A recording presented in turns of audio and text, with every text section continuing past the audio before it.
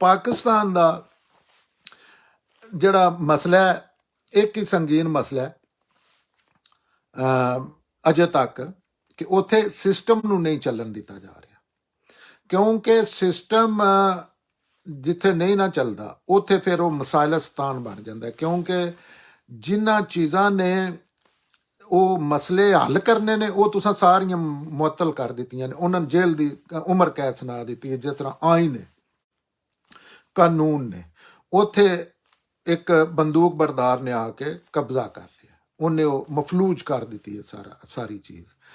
ਉਹਦਾ ਫਿਰ ਉਹ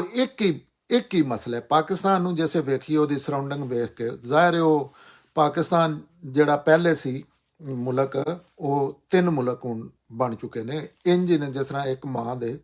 3 ਬੇਟੇ ਨੇ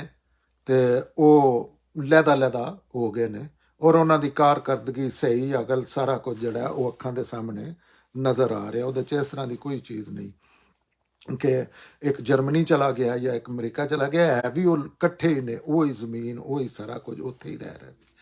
ਤੇ ਇੱਕ ਇੰਡੀਆ ਇੱਕ ਪਾਕਿਸਤਾਨ ਹੈ ਫਿਰ ਪਾਕਿਸਤਾਨ ਅੱਗੋਂ ਵਿੱਚੋਂ ਬੰਗਲਾਦੇਸ਼ ਵੀ ਉਹਦੇ ਪਾਕਿਸਤਾਨ ਨੇ ਇੱਕ ਬੱਚਾ ਦੇ ਦਿੱਤਾ ਬੰਗਲਾਦੇਸ਼ ਉਹਨਾਂ ਤਰ੍ਹਾਂ ਦਾ ਬਿਹਤਰੀਨ ਤਜਜ਼ੀਆ ਉਹ ਹੀ ਹੁੰਦਾ ਜਿਹੜਾ ਉੱਥੇ ਲੋਕੇਸ਼ਨ ਉੱਤੇ ਕਰਕੇ ਕੀਤਾ ਜਾਏ ਇਲਮ ਅਕਲ ਦਾ ਇਸਤੇਮਾਲ ਕਰਕੇ ਤੇ ਉਹਨਾਂ ਨੂੰ ਸਾਹਮਣੇ ਰੱਖ ਕੇ ਜਾਂ ਪੂਰੀ ਦੁਨੀਆ ਨੂੰ ਵੀ ਸਾਹਮਣੇ ਰੱਖ ਕੇ ਅਗਰ ਵੇਖਿਆ ਜਾਏ ਤੇ ਉਹ ਇੱਕ ਹੀ ਮਸਲਾ ਹੈ ਕਿ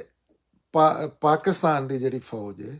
ਜਰਨੈਲ ਨੇ ਆਇਨ ਸ਼ਿਕਨ ਨੇ ਡਾਕੂ ਨੇ ਚੋਰ ਨੇ ਉਸ ਇਹ 1 ਸੈਕਿੰਡ ਵਾਸਤੇ ਵੀ ਸਿਸਟਮ ਨੂੰ ਚੱਲਣ ਨਹੀਂ ਦੇ ਰਹੇ